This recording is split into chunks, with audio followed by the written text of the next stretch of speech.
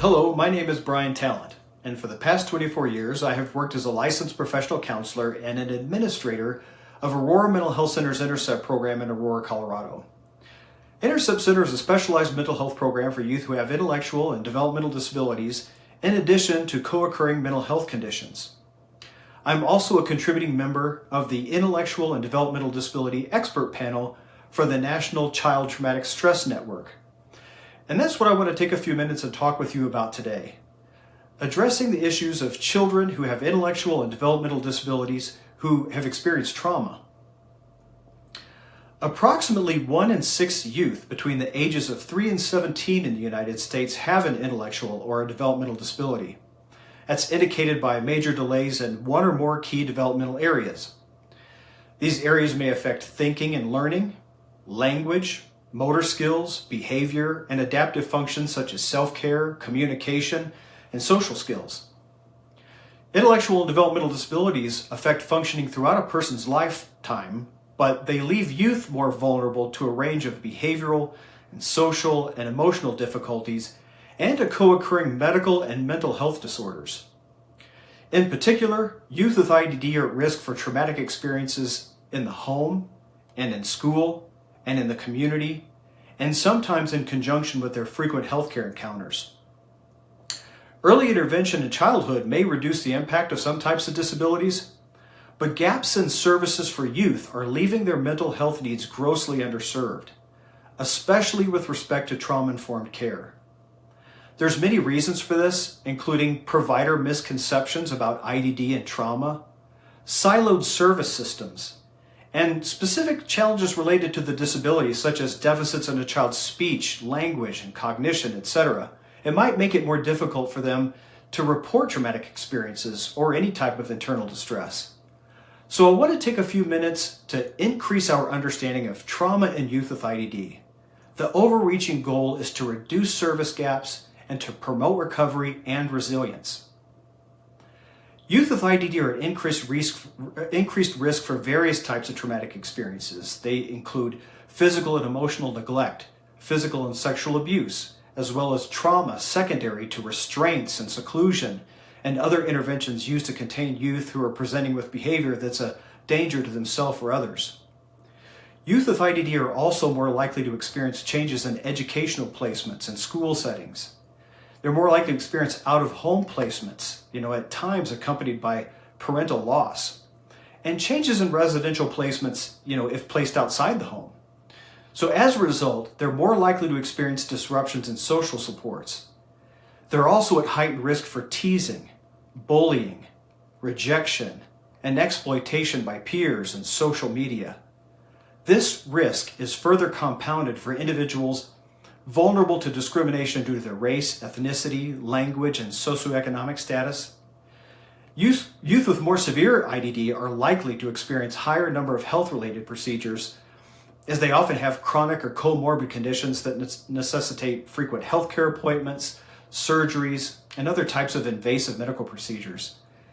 And it's hard to know exactly what rates of trauma there are for youth with IDD because their trauma exposure and symptomology are believed to be underreported for several reasons.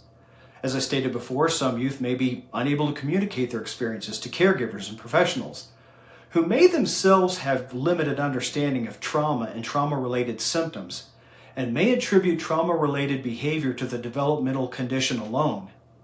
This kind of misattribution may delay or prevent needed services and contribute to or compound a youth's functional difficulties.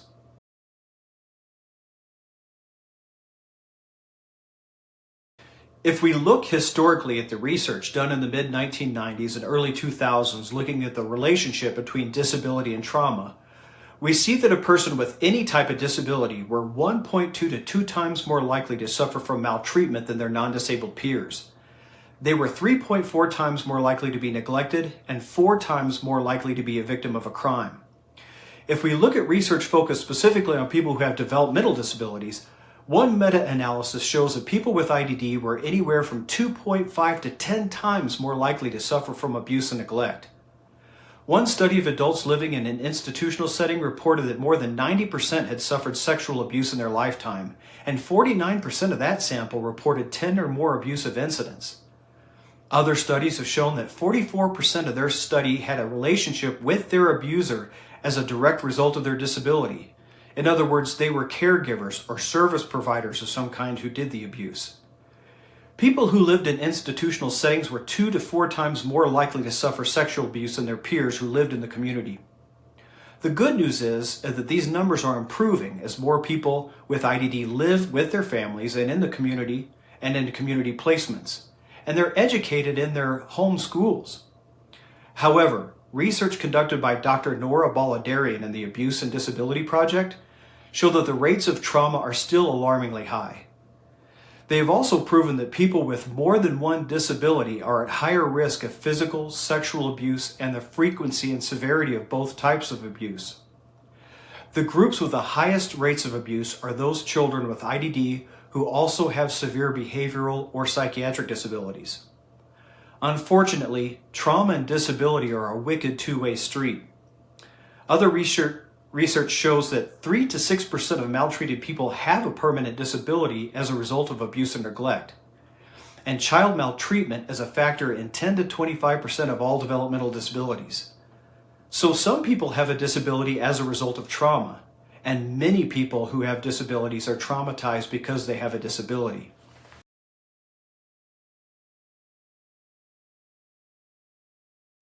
So let's discuss why these statistics are so alarmingly high. Children with IDD are vulnerable in the home because they require higher levels of care for longer periods of time.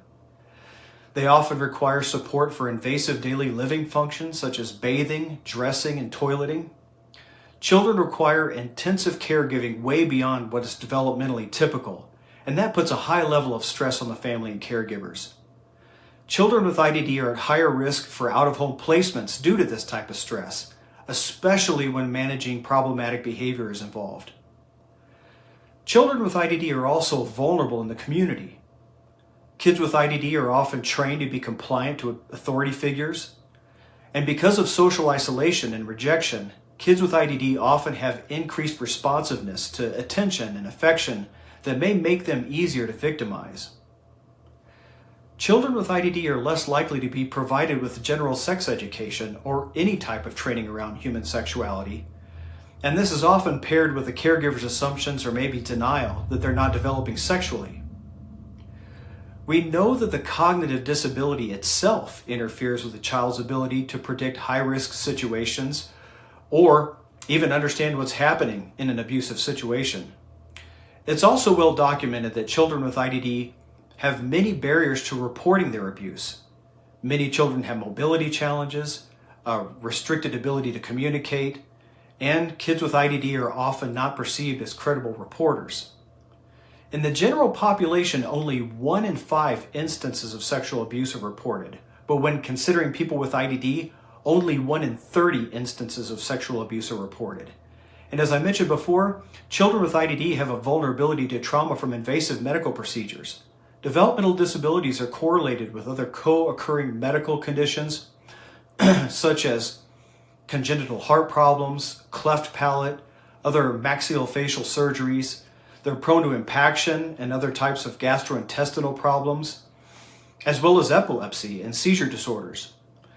Again, although the statistics on children with IDD and trauma are improving, it's clear that children with IDD still have many vulnerabilities and require our diligent protection.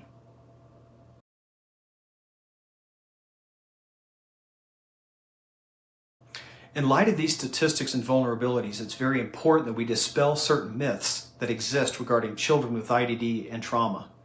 First, we must dispel the myth that children with IDD don't experience trauma the same way or to the same degree that people without disabilities experience trauma, as though their disability were some protective factor from experiencing traumatic stress. In light of what we know about trauma resilience, the opposite is true. The fact is that children with IDD have less resilience factors and are less likely to spontaneously recover from trauma. Another myth is that children with IDD cannot benefit from trauma therapy. In fact, there are several evidence-based treatments such as trauma-focused cognitive behavioral therapy, trauma systems therapy, parent-child interactional therapy that have all shown efficacy when adapted for children that have intellectual and developmental disabilities. And behavior is a form of communication for all youth, and youth with IDD may have difficulty with cognitive processing, reasoning, problem solving, and coping skills, as well as language and communication challenges, and will often communicate their needs through their behavior. The more severe the IDD, the more likely they are to use behavioral indicators versus verbal expressions in the home and at school, in the medical examining room, or in the therapy office. Providers should be alert to behavioral indicators such as developmental regression, social withdrawal or isolation, reduced self-care, increased and disorganized and dysregulated behavior, aggression, or self-injury. For some youth with IDD, the first sign that a trauma has occurred may be a significant regression in skills or escalation of behavior. Youth experiencing these changes will often need stabilization interventions before more conventional trauma treatment can take place, but it's critical that such interventions be trauma-informed as well and implemented by trauma-informed providers. One of the most important issues to understand is that traumatic stress symptoms are often overlooked and misattributed to a child's developmental disability. This phenomenon is called diagnostic overshadowing, and is the primary reason that children with IDD do not get help for their post-traumatic stress. Remember, developmental disabilities are deficits in development and learning. In contrast, examples of trauma symptoms are sleep disturbance and night terrors, exaggerated startle response, emotional and behavioral dysregulation and aggression, emotional constriction or numbing, situational avoidance, a disrupted sense of safety, and a shattered self-identity. These are typical trauma responses and represent a significant change from a child's normal global level of functioning and should not be attributed to a child's disability. This is the first step to identifying a need for help. Another important way we can support children with IDD who've suffered trauma is to build trauma-informed support teams around the child. We should build trauma-informed interdisciplinary teams who meet regularly and communicate proactively to coordinate care and support the child and family instead of constantly responding reactively to crisis situations.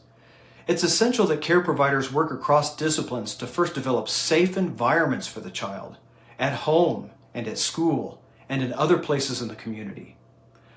Differentiating traumatic stress responses from symptoms of a child's disability can be difficult, as one can mirror the other. So, caregivers must work collaboratively to understand the child's trauma history, their trauma triggers, their trauma responses, and create a common understanding of the child to best accommodate and support their disability and their trauma recovery. Collaborative treatment teams can also advocate for the child and link them and their family to much needed services such as appropriate mental health care, and then participate and provide supporting roles in that child's coordinated mental health care. Once a child is receiving treatment, it's important that care providers reinforce consistent concepts, consistent interventions, and use consistent language when teaching safety and coping skills. Cross-system support like this will help a child transfer and generalize skills across environments and support their movement towards recovery. Collaborative care coordination will help a child and their family build on their strengths as well as advocate for other needed support such as respite, therapeutic recreation, and other positive trauma-informed services for the child and the family. Together, we can inform our community, support children and families, create the resources we need for children with IDD to recover from traumatic stress. Thank you so much for the hard work that you do, and thank you for your attention to this very important mission.